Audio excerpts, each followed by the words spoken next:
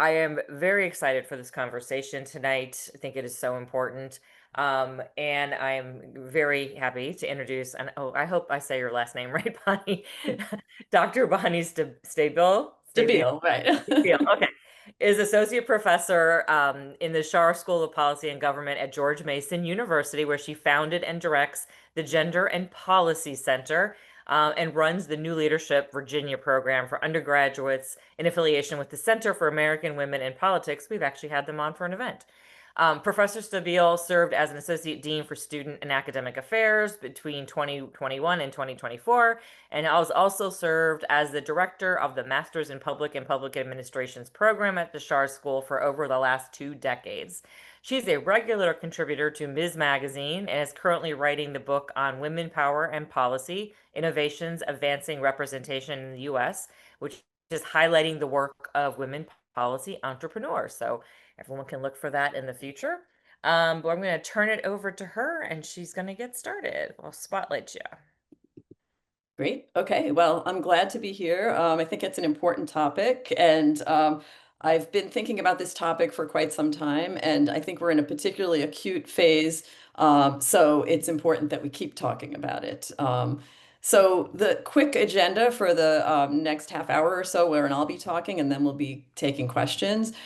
This is kind of the agenda and aspirations for the discussion, and basically being able to call out how this affects women, fake news and disinformation. So we'll go through several examples and then explanations of why it gets traction and some tactics in fake news and disinformation that affects women for you to identify, such as trivializing, demonizing, sexualizing, discrediting, distracting. And then we'll talk about the implications and hopefully be thinking about what we can do. I mean, I think all the work that Red, Wine, and Blue does is critically important to this effort, to keep women represented. So for my center and my work, my primary thing of interest is really making sure that women are proportionally represented in the public sphere in positions of power, and that's the best way we can safeguard our rights. A few years ago, this is an article that I published in 2019. So I've been thinking about the idea of gendered implication of fake news for women in politics. And since then, I'm pleased to say that a number of folks have cited this article and expanded the research. So there's definitely a scholarly agenda moving forward that's interested in this. So I'm going to talk about a couple of examples. So the first example I want to talk about is one that I didn't really know about till recently, that during the last presidential campaign, there was a fake news story about Kamala Harris having been in a hit and run accident where somebody was very badly injured, and they had an actor portraying the person. And it was a part of a Russian disinformation campaign. It had the hashtag Kamala Hit and Run. And it said that in 2011 that she had, perpetrated this crime. And the backing behind it, according to Microsoft, who did the research that uncovered it, said that the Russians who were behind it didn't want her to be elected because of her support for Ukraine. And so they wanted to sort of, knock her out of the race and discredit her. So one of the, as we'll discuss, there are a certain playbook of ways to discredit women in the public sphere. And I had to sort of laugh. I mean, you get a perverse sense of humor at some point with these things, but this was about a woman driving. And that's one of my sore points is that a lot of humor that's used about women discredits women's capabilities. Women can't drive, they can't throw, they can't run, they can't do math. We know all those stereotypes, but very often they're operationalized with intent to discredit women, make them seem incompetent or not very smart or capable. So we'll talk about what some of those are, but of course, I like to go along with a good analogy, but that this is meant to sideline women candidates who people don't want to see at the wheel. Women shouldn't be in charge. That's kind of a running theme. And how do we keep them from being in charge? The thing about fake news is that it's often seen much more often than regular news in the media. And we see that this hashtag Kamala Hit and Run was viewed over 2.7 million times. And one of the problems with traditional media is that they actually just parrot. They'll say, hey, there was this thing on social media, and they'll actually just put it out there. So there's a lot of millions of hits on a lot of fake news stories like this shared by celebrities, and you know the drill. But then it gets parroted by traditional media, often with very little reflection. So that is part of the problem and part of the way that it gets promulgated.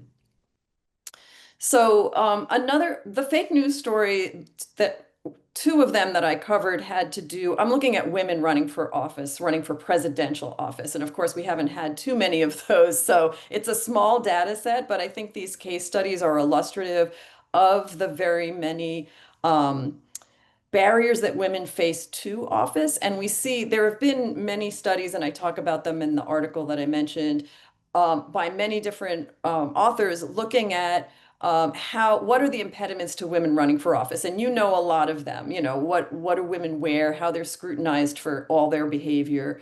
But a common one is that women are sort of weak, and you know, not only women shouldn't be in power, women shouldn't be at the wheel, but women aren't sufficiently robust, or you know, women aren't men, you know.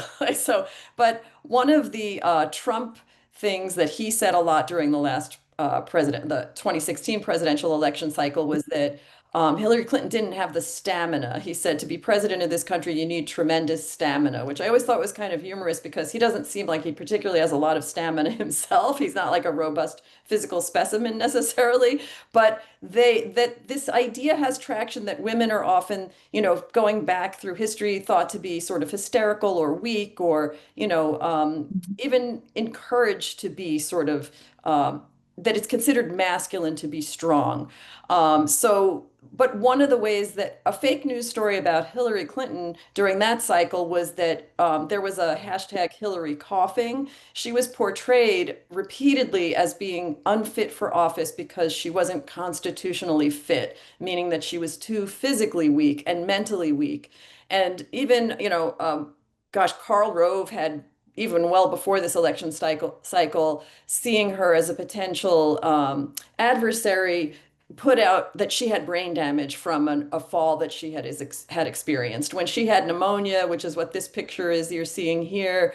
You know, people said that she, you know, oh, she had some really chronic disease and, you know, was not capable of serving. So this gets to, you know, women being weak and try and it's a way, you know, when people believe stereotypes from their childhood or from their pervasiveness in the culture, it's very easy for them to sort of internalize those stories which they've heard so many times. So another story is this Pizzagate story, which you probably remember at least a little bit about. But this was kind of a crazy conspiracy story that said that, you know, there were fake tunnels. There were hidden tunnels underneath this Comet Pizza restaurant in DC, and that there Hillary Clinton was orchestrating a child sex ring where there were hidden tunnels and cannibalism and Satanism. And so this sounds like a crazy, fantastical story, but many people believed it. When it first came out, you know, 1.4 million people shared it immediately on 250,000 accounts. And, you know, if you ask yourself, oh, well, how important that can be, you know, we remind ourselves that somebody drove up from, I don't know, it was one of the Carolinas to free the children. I mean, people, and this was, you know, I believe somebody who was a vet.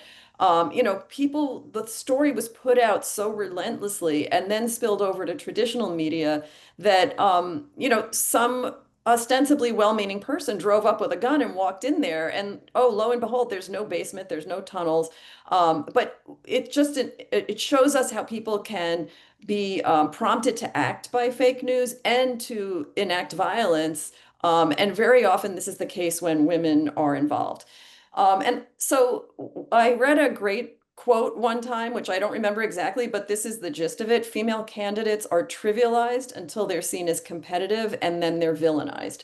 So trivialized is, you know, oh, she's silly, or what is she wearing, or, you know, she's sexy, or she's ugly, or whatever. But this helped me make sense of the Clinton Pizzagate story, right? That story is about a woman who violates every norm of womanhood, caretaking, nurturing.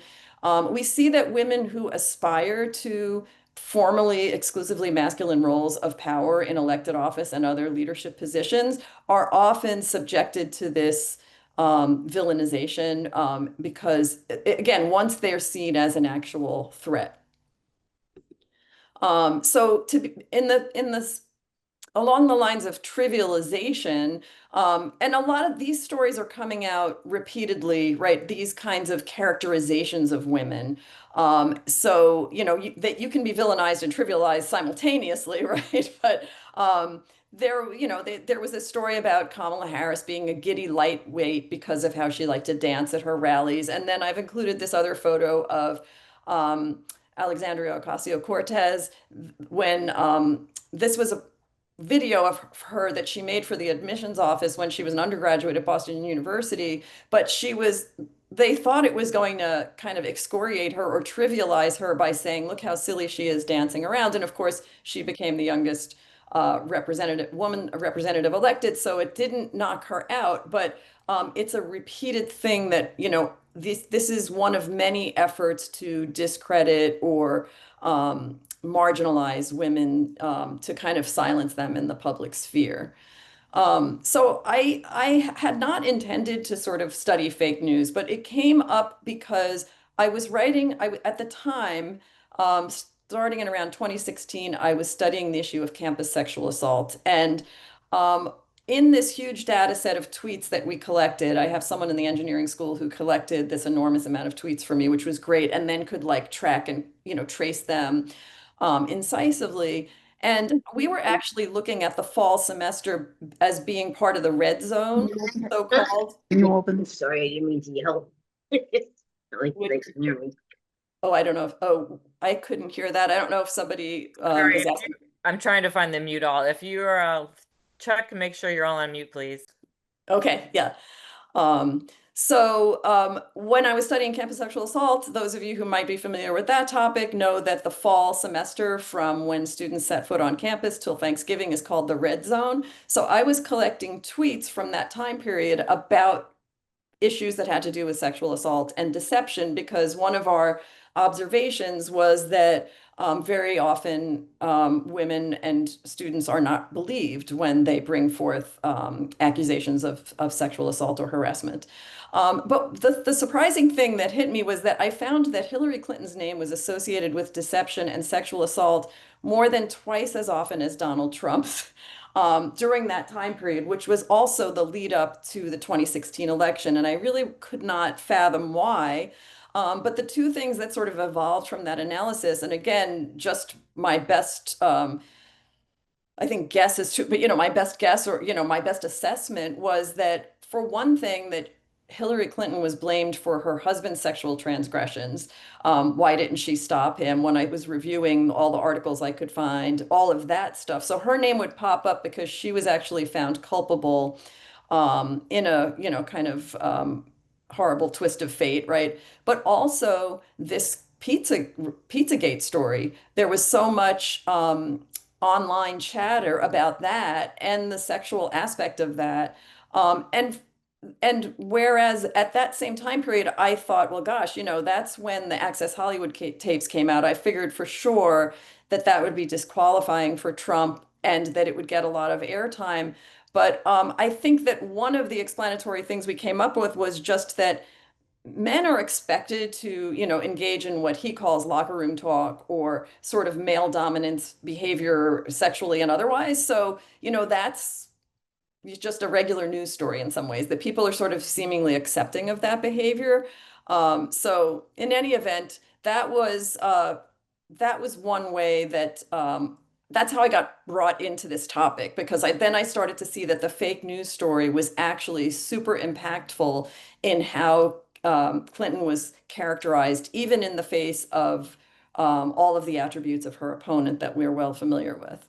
Another aspect of this is sexualizing women, right? So in this case, it's another woman, as it very often can be, who was promoting this idea that Kamala Harris slept her way to the top kind of thing. There was a lot of sexualization of Kamala Harris as a candidate in sort of horrific ways that had become much worse over time from when I was observing the previous electoral cycle for president.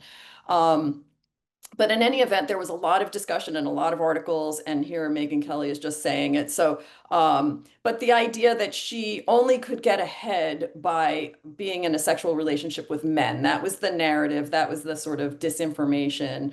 And these, I included with apologies the actual words that some of the actual words, and this is just a small example of things that were said about her. You may remember it's ungrammatical, but her and her, and that's the least bad part of it, her and her pimp handlers will destroy our country. That was said at a Trump rally where they also sold T-shirts that said Joe and the hoe gotta go. So there was a lot, and that kind of resonates. A lot of people, um, with apologies again, talking about blowjobs, there was a lot of that. There were bumper stickers about it. But it really is to pull that attention away from women's professional attributes and power seeking, punishing them for that by this engaging in this sexual characterization. And this article from the Council on Foreign Relations talked about the misogynoir that she experienced because these things tend to be bad for all women and much worse for Black women in particular, women of color. And you can count the incidence of the virulence that they're subjected to for, again, seeking positions of power.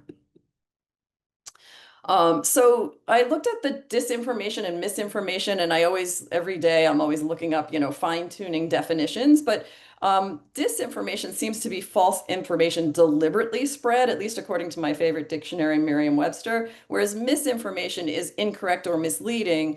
The difference is intent or degree of intent. In some ways, I always say in public policy, I don't care what the intent is. I mean, I do, but right, it's the outcome to me that matters. But Betsy DeVos went on 60 Minutes and she said, and she was the education secretary at the time, and she was very sympathetic to what she called falsely accused men on campus, those who were accused of sexual assault. She said she didn't know what the bigger problem was, false accusations or actually sexual assault on campuses.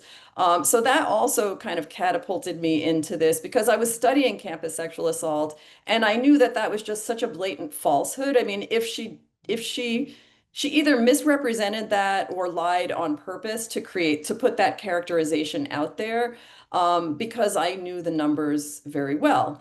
And I thought did I have well, I might have the numbers somewhere, but they're sort of immaterial. The order of magnitude of the problem of false accusations is very small in comparison to the number of assaults and rapes on campus. And she did actually walk that back a little after a lot of public condemnation. But once you put that kind of narrative out there, that false narrative, then it's very hard to take back. And I was interested in the campus context because I feel that that's when women are beginning to form their lifelong personal and professional relationships. And when something like a fifth or a quarter of all undergraduate women experience either sexual assault or rape. And that super large number just makes it very hard for them. It becomes a disruption to their education and it becomes a disruption to their career advancement and their personal trajectories and health. So is a critical phase of interest for me. Um, Another thing that you see in the false narrative, I say that claiming a witch hunt is a tell, meaning that when you hear so much, particularly President Trump has long used, everything's a witch hunt, the Russia hoax and all these other things. Hoax and witch hunt are quite popular sayings of his. But so I like to go back historically, right? Women, and this article by a Wellesley professor kind of talks about this. Witch hunts were really campaigns perpetrated against women, um, and an estimated 100,000 people, mostly women, were prosecuted, and about half of them were executed in horrific ways. I mean, so it's interesting to me when there's a male taking on of the female victim narrative here. But I very often find if you look at those stories, it's almost a tell when people say it's a witch hunt that what they're saying is false, or at least very often. I haven't studied that particular question, but anecdotally, it seems to be the case to me. And what it can be is people in who are actually power players in privileged social, political, and policy positions who are claiming that status of victimhood. So, I object to this just as a policy analyst. I mean, I teach policy analysis and program evaluation to students, and we talk about all the wonderful things that policy should be. But bad information intentionally promulgated through outright lies or just carelessly leads to bad policy, and that's problematic for reasons of values and economy. Frankly, it's unjust, it's ineffective, and it's expensive. Um, and part of that is because it targets the wrong problem. And fake news or disinformation tries to shift focus from the actual problem to another problem. Often this can be a scapegoat. Oh, so here's the data that I was talking about. So evidence shows that the incidence of sexual assault is at least 50 times greater than the incidence of false reporting of sexual assault on college campuses.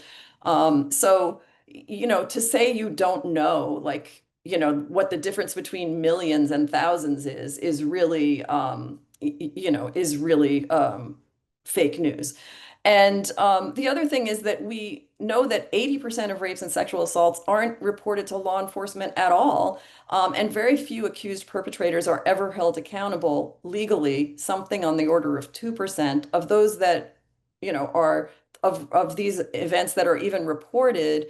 And even those who do go to get held accountable, the sentencing is often very light. And some of you may remember Brock Turner at Stanford, who ended up serving 2 months.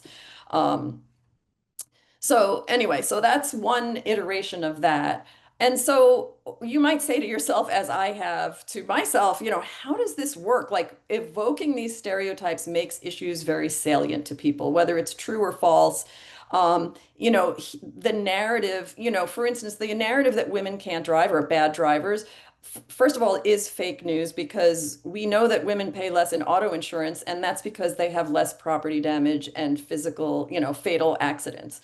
The data is there to tell us otherwise, but it really cuts at women's the cartoon, The Jetsons, that maybe many of us saw and that is still available for everybody to watch. The running joke is that Jane is a terrible driver of her little spacecraft. So these stereotypes and disinformation, the disinformation relies upon these age-old tropes. And to me, the central two narratives there are that women aren't trustworthy and aren't competent. They're hormonal, they're hysterical, those types of things. And there are some concepts that can help us explain this. The idea of testimonial injustice, which just means that generally speaking in the public, we need a whole bunch more women to say something in order to be believed than if a man reports something. And if you think about the visual, which I have on a slide for some of my classes, of Bill Cosby or Trump, or any of the other sort of very high profile sex offenders, you needed sometimes dozens of women to come forward before there'd actually be a hearing of any sort. And that these things are so, and also the idea of empathy, and both testimonial justice was a concept brought to my attention by the philosopher Kate Mann. And her husband apparently came up with the word empathy, which she uses in her book Down Girl, which I highly recommend. It's called The Logic of Misogyny. But empathy just means people are more sympathetic to men who are powerful. And on campus, that's very often sort of the popular athlete or the, traditionally successful guy. And so they're like, oh, well, we don't want to mess up his career or his college trajectory, but there's not that same level of caring on the other side.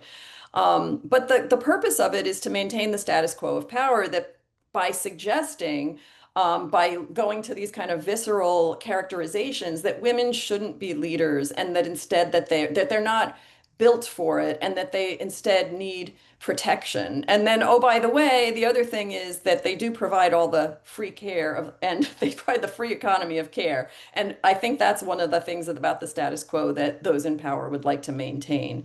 So suppressing women's representation and the power in the public sphere in also influences the balance of policy benefits and burdens. And, even when women get a benefit in that department, it can often be quite constrained. And that's something I talk about a lot in my book. So in one of the things that I did in my book, Women, Power, and Rape Culture, was to investigate these discrediting characterizations. I categorized all those millions of tweets that I told you about that the engineering folks got for me.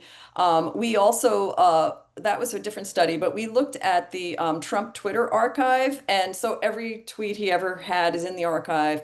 And we started to characterize, we categorized the insults he made toward others. And we know he didn't just insult women.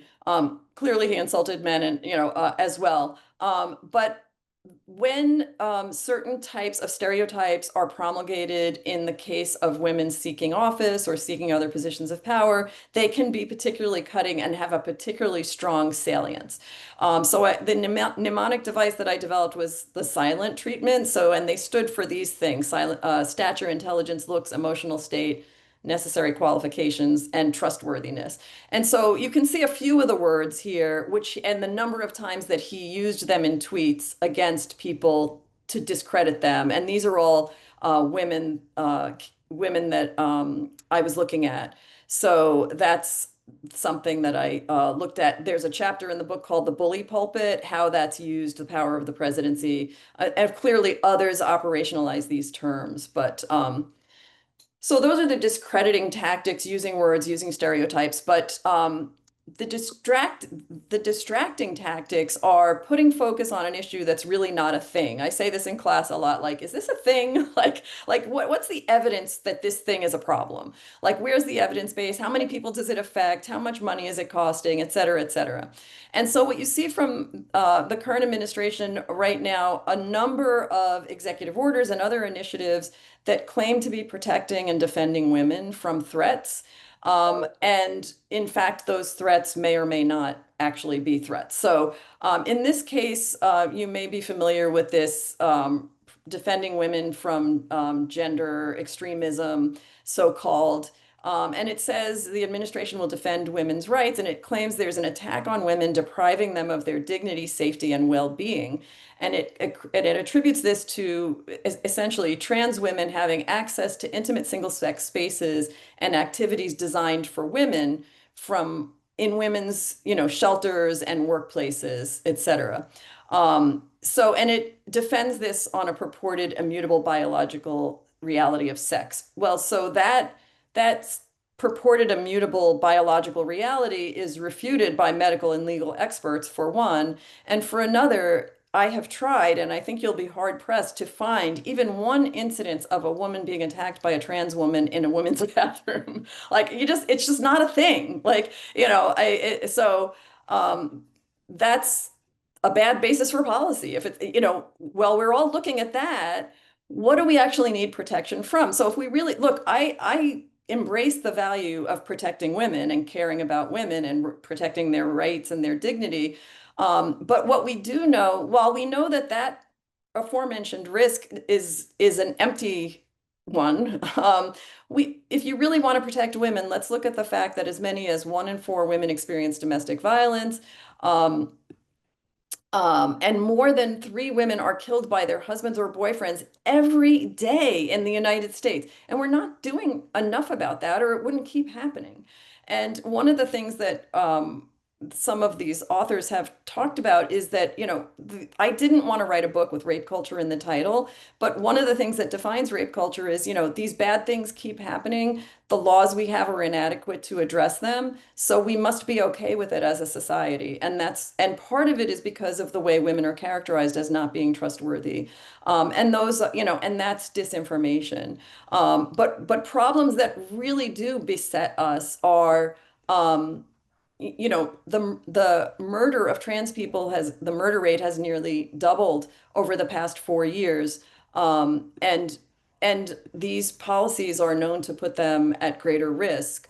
Um, and there's also a study that shows there's no link. A Cornell study showed that there was no link between trans-inclusive policies and bathroom safety. And they did a study of Massachusetts, which has had those policies for quite some time. So there's no legitimacy behind that as being a protective mechanism for women.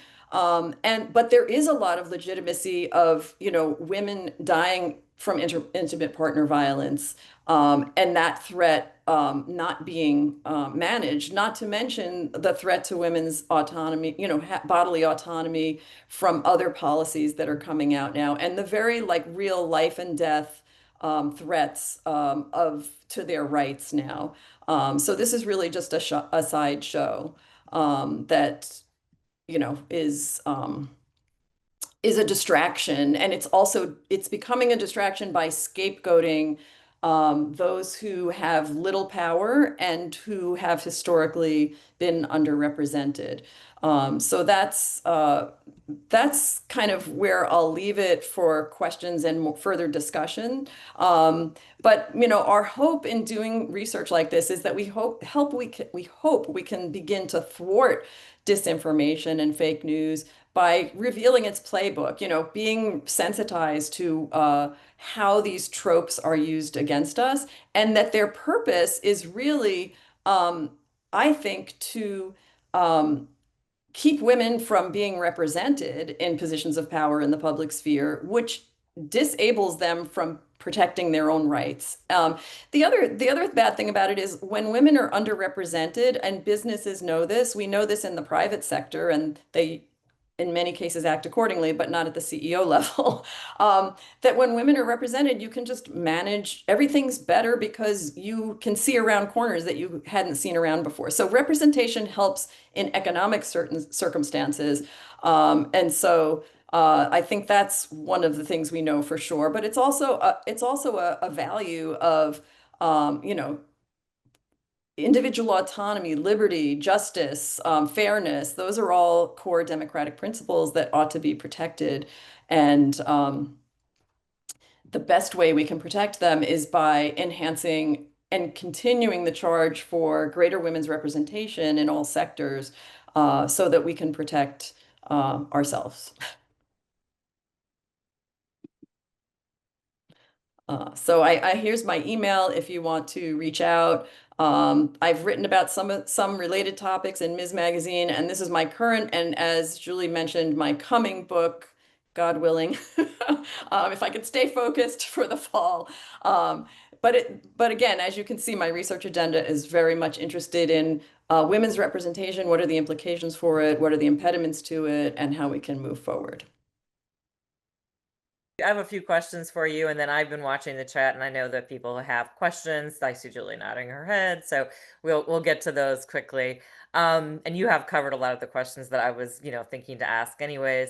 But I am curious about media literacy, critical thinking skills, because I know these are tropes that we hear over and over again, and stereotypes, and I'm at a certain age, so I definitely have seen things change over time. But I remember so many of these things like women are bad at sports and bad drivers, like you say, especially reinforced in TV and movies. What do you think is needed in terms of like teaching media literacy, checking these sources in terms of like critical thinking skills to help improve this situation? Well, I will talk about that a little bit, but I have to say, not to be a harbinger of doom, but things are sort of at a worse point than they were 5 years ago, that because of, and now, deep fakes, and, there's been a lot of advancement of the technology and the fluency of people with use of social media. So I think this is going to have to be an agenda for us to investigate rigorously. I mean, the old things we used to tell people is like, oh, read a good newspaper and check the, and check the check the impact factor of the academic journal you're reading. We had these arbiters of what was good information, and it's not taught very widely, and it's not well understood by the public, so that's problematic. But it's also very difficult for people to access that and how to discern. There are some places where media outlets, they only get Fox News, or they only, there's limited. I mean, some places we have very limited access to traditional media, and then we have the internet, and um, many of these things, like you were saying, you remember because we're of a certain age, but I would argue that these things never went away, and now people are fanning the flames of them. And now you see the things trad wife, and you see people saying on social media, your body, my choice, and that type of thing after this last election, which are very concerning because it suggests that young people are adopting what I thought were these formerly pretty much vanquished ideas that were just stuck in the minds of older people. So I wish I could say more, but I think it's an ongoing, it really is imperative for us to begin to answer the question that you just asked. How do we, as a faculty member, and I would say my colleagues, this is what we aspire to do. But honestly, so I'm often the fault. It's because I'm on sabbatical to write a book. But since I last taught, this AI revolution has happened pretty quickly. And so I'm going to have to go back in the classroom in the spring and be like, get up to speed, because the things that I knew about how making sure that people's citations were in order or identifying plagiarism, I mean, I'm like, anybody would have just become a dinosaur, right? Like, so things are moving fast, and it's a lot. I was really fascinated by the protection narrative and the example you gave, of course, of, we're protecting women by not letting trans women in bathrooms. And of course, then not actually addressing policies that would protect women. Are there other examples of that? I'm just curious of, even older historical examples of this, we need to protect women without actually doing anything to protect women. Well, I mean, I can think of things that were said like, women shouldn't vote because, that was just too hard for them to think about, and things like that. Women didn't manage money. I mean, I just wrote an article for Ms. within the last year or so about the 50th anniversary of the Equal Credit Opportunity Act, which, was the 50th anniversary, which incidentally, the eradication of the Consumer Financial Protection Board may put at risk. But that was that, mechanism was a mechanism for women to have their own credit and to have a credit card outside of without their husband's or their father's name on it. And that was in the 70s. And, I was born in the 60s. So, like that, doesn't seem like ancient history to me. So I think it always warrants investigation when someone else, so this is paternalism, right? Paternalism is substituting your judgment for someone else. Now, paternalism can sound and can be a kind thing. And for instance, children warrant our protection. They can't make the decisions of adults. Ostensibly, as they age up towards adulthood, they can have more autonomous decision-making capacity. So if you look at like the bioethics literature, autonomy is a big deal. And, women are autonomous individuals as much as men are, but haven't historically been able to practice that, only having recently, in a historical perspective, been able to vote, been able to have their own credit, been able to exercise their bodily autonomy. And right now, all of those things are under threat. And if we had said 5 years, I don't know, X years ago, I don't know when people were saying Roe v. Wade will be overturned.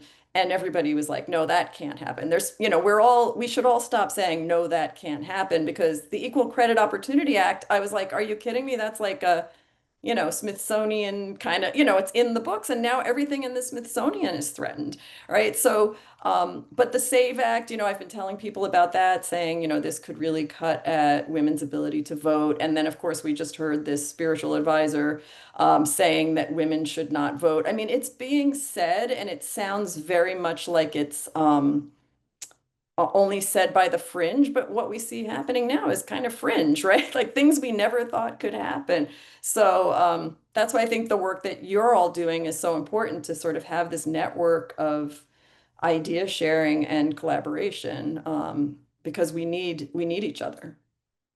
Okay, well, I'm going to turn to Julie in just a second. Two more questions. So, how, knowing all that you know and that you shared with us, how can women in leadership or women who are going to run for office, like, how can they prepare to respond to this disinformation? Or what would you want to tell women who are stepping up to run or trying to become elected officials? Well, I think what's important is not only what they do, but that they have a community and a network of women around them who are supportive. And I think in Virginia, we really do. Our legislature is a really good example of women supporting women to run for office, to be in office. So, you know, that I think Virginia is a really good case study of that. And there's a lot of organizations, as you know, that Center for American Women in Politics and Emerge and Ignite and all the things. And the new leadership program that we do through COP, it's all about making sure that women feel that, first of all, the women's roles are understood, where they stand, that there's data about it, but also that they kind of learn the ropes. But connection is so important. So I would say, like, networking through the community, everything global at the larger, at the highest levels of government, things are sort of unstable. And I think community, like local government, is kind of where it's at now for building that. So building locally, being connected with everybody possible, who politicians and business people and the wider community is really important. And then there's lots of wise women who kind of can talk about nitty-gritty tactics, but I think the networking and the solidarity is really critically important. And again, I applaud your work because that's something that does support women's ability to advance. Thank you. Yeah, building the community and having that support, I 100% agree. I've had friends run for office, so I definitely know, they needed that support from us. So, last question for me, what can everyday citizens, the people on this call, like what can we do to push back against these false narratives and these stereotypes to ensure women's rights are protected? I think the best thing is probably, there's this linguist, George Lakoff, who used to say, if you don't want people to talk about the elephant, don't mention the elephant, right? So in some ways, it's hard to not mention these stories, but I've sort of stopped. Like I felt like talking about how badly Harris was treated in the election cycle, how gross and horrific the sexualization and the violence of what was said about her had escalated so much from the previous election that I was like, you know what? It's so bad. I don't need to talk about it, right? Why do an analysis on something that's so objectively and obviously bad? What I can do is work towards helping women advance. Here's the skills you need. Here's what good policy is. Here's the parts, that you need to do. And so I think it's really about seeing that for what it is and then marching forward on your path. What skills do I need? What connections do I need? How can I help other women do it? What part, large or small, can I play in advancing the status of women? That may be protecting data and information about women historically. It might be creating data about women. There's a book called Data Feminism that's an young MIT professor wrote. It's freely available online. I highly recommend it because it talks about data deficits where women are concerned. And I see no hope of those being advanced right now. In fact, we're going backwards because a lot of public health studies and the like regarding women are being unfunded. So I think being the keepers, I mean, it feels a little medieval or like the Dark Ages or something, but like, right, writing that story, right? Or amplifying that story. And that's why I've pivoted from my last book. And I felt this way anyway, because it's about rape culture. And like I said, I don't want to be walking into the room and they're like, oh, here she is, like, like Debbie Downer.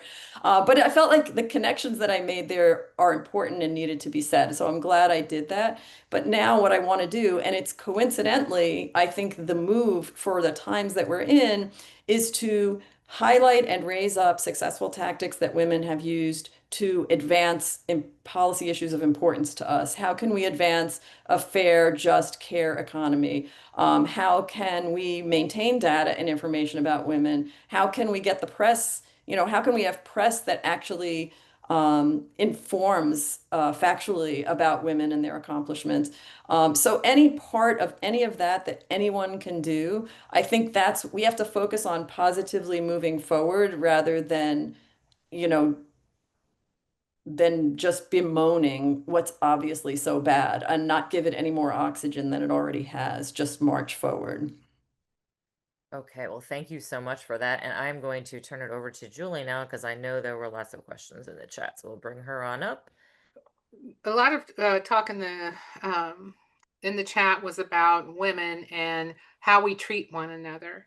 And only one person I did see actually did mention the thing that I was thinking about was that there are women who have benefited from these roles, these roles that we find abhorrent, and have benefited from tearing down other women.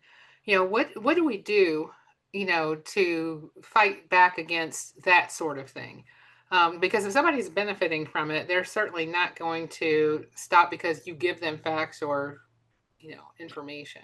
Yeah, I mean, so if women, this is kind of my belief that if women are proportionally represented, so hey, 51% of the population-ish, right? We're going to represent a panoply of views, and we see that now. And I purposely, or I sort of purposely used examples where women were coming at other women with fake narratives, like Megyn Kelly and Betsy DeVos, and lots of people who are in service of men who hold these views. So, I always say like sexual harassment is an Republicans and Democrats both participate in that almost in equal amounts, right? Mhm. And men and women are not a monolith, so I don't expect us all to have the same views. But what one thing I hope to do is talk about, look, bringing home the point that these policies adversely impact all of us, right? So, for instance, there was a Republican representative who had an ectopic pregnancy in Florida and was in the ER and was madly texting so she could get the care that she needed. Now, she really supports, even though she didn't vote for that law herself specifically, she's in support of the political agenda that has promulgated such policies. And if she were several weeks further along, she herself could have been lost her reproductive capacity or died or at least and didn't have a choice over what she would do in that circumstance. So I think talking about that, but with some compassion, right?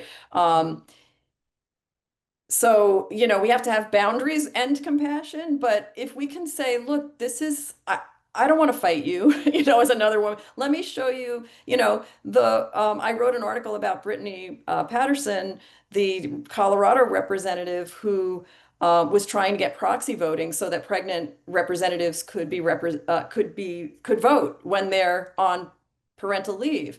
And there was a Republican lawmaker who equally came forward. They got bipartisan support, but Mike Johnson, the Speaker of the House, shut them down despite the represented support because they don't want women. They apparently, one has to deduce, don't want women to be able to talk when they're when they've just had a baby, right? So, I mean, that's how it seems. But this Republican woman too was silenced, and she was mad about it because she said, she and Brittany Patterson were both elected. They're duly elected members of Congress. If they're not allowed to vote by proxy, which by the way, everybody did during the pandemic, without any problems. Nobody was saying that. Well, they did at some point, but but when it was for parental leave reasons, right, then it becomes a constitutional crisis for them. So that disadvantages women elected officials too. And we've seen the number of Republican women running for office and attaining office diminishing. And so I think that for a lot of Republican women, that's a problem for them. And then for women who are in office, they want to be able to, access their own power for the will of the people they were represented by. So I think we need to have a more we're in this all together. I mean, not giving, like I said, don't give too much oxygen to the haters, so to speak, but at the same time, we have to build some kind of connection to each other because, it's not this is now, and of course this whole agenda that I'm speaking of is being shut down as DEI, diversity, equity, and inclusion. Look, I think diversity yields better outcomes in the marketplace of ideas and in the actual marketplace of the economy. We demonstrably, read the Harvard Business Review. We have better outcomes when we have better representation by women and other formerly underrepresented people. Um, And now in some places we're not even, you can't say that on a National Science Foundation grant right now. And you can't say a lot of these things. So this silent mnemonic that I created is really more true than I had anticipated, right? Like, look at the ways we're being silenced, and we have to refuse to be silenced. So, yeah, I mean, I think those are the things we can do, even though they're very, very hard things, having compassion, because, you know. Well, and let's look at someone brought up parenting. And are we still raising strong, independent daughters? And then somebody else said, but we also need to have sons who, are also wanting, strong women in their lives and such. What do you see in that regard? Do you see any kind of a decline there in, these little girls? Because, we've seen the stuff on the news, like you brought up what was on this past weekend. Um, you know, is there a change happening in that regard as well? Well, I think that I can say from at least being in a university classroom, my young students, my undergraduate students give me a tremendous amount of hope, and my own children, or who are adults, give me a lot of hope, right? Like for them, a lot of the things that we struggled with mentally, they're just not about it. Like they're fine. Like I said, the problem is the reintroduction of some of these formerly vanquished stereotypes and tropes, which are so damaging to women, people of color, underrepresented, formerly underrepresented people, or currently underrepresented people. Um, I see certain people paying attention to this issue. Ms. Magazine just did an issue on the status of men. Reshma Sojani, who started Moms First and Girls Who Code, is also taking this into consideration. And she said, I saw her a video interview of her, but she was saying that she was giving one of her talks at a college campus, and her little son was like, "Mommy, why do you always talk about girls and not, because she was like, girls are great and girls are the best, and he was just like, I don't know how old he was, and then she was like, oh gosh, like, so I think, and also the horrific backlash that we're observing, it's an imperative that we consider that, and it's true that the things that constrain us are also burdensome to men, although we sort of are suffering more from the violence attendant to that, and the lack of ability to access power and to be autonomous, which, I think is really so fundamentally important. But again, this is a research agenda that we have to continue, and an agenda that we need to keep the, home fires burning, or keep the discussions going, because we do have to think about that. One of the questions that came up a couple of times in the chat was about women supporting trans women, and you brought some of that up in your discussion. One of the persons said that their friends are awful towards trans people. Do you think that this is maybe a backlash from what is being printed out there, with the disinformation about protecting women? Do you think that women who would normally, or would seemingly normally not react in that manner, are reacting to what they're hearing? Yeah, I think that our lesser angels can be called upon through this kind of diatribe in the larger media, and this drumbeat of scapegoating of trans people, who are actually, and again, this is like the witch hunt thing. It is Mhm. turning the world on its head. Like, the witch hunt, people who have major positions of power are not the hunted, right? And trans people are not the perpetrators of violence. Now, do they perpetrate violence? Sure. But first of all, their numbers in the population are quite small. And second of all, they show, as far as I can tell, no higher propensity to exact violence, right? Like, but this constant drumbeat of people saying, well, it's unfair that they're doing this. And I'm thinking, like, think about all the issues in the world. Like, I always talk to my students about, let's look at the magnitude and trend of a problem, like violence in DC, or climate change, or, fill in the blank. We have existential threats galore confronting us, and why we would care about somebody in high school not winning their volleyball medal because somebody who's trans is taller and stronger than them, which that can happen. That's the genetic lottery. Like, like It you is. know, Michael Phelps, the great swimmer athlete, I remember reading that he has like an abnormally large heart and lungs. Well, okay, Mhm. that's how it works out, man. Like, you're gonna lose to Michael Phelps. Like,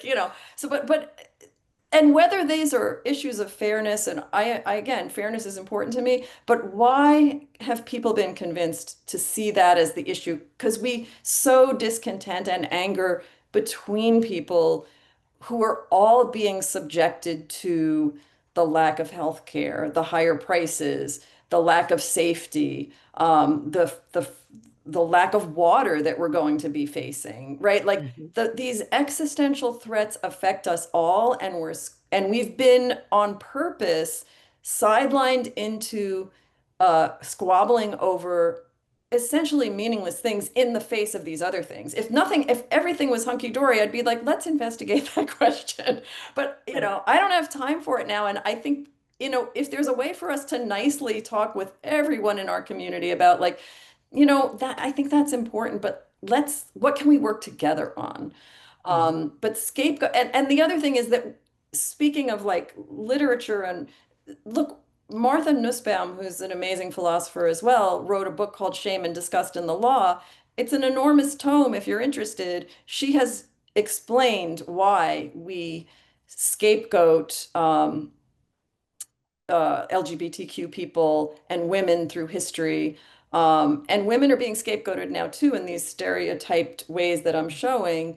Um, and it's to distract and to continue the status quo of power. So we know that's the playbook, but everybody doesn't know it because everybody isn't introduced to these ideas, which are the introduction of which is also under an existential threat currently. Well, we are at time, Julie. I'm gonna come back up. Thank you so much for coming. This was very, very super informative. Thank you guys all for joining us tonight. Everyone have a great evening, and we will see you soon. Right. Good Thank night you to so you. much.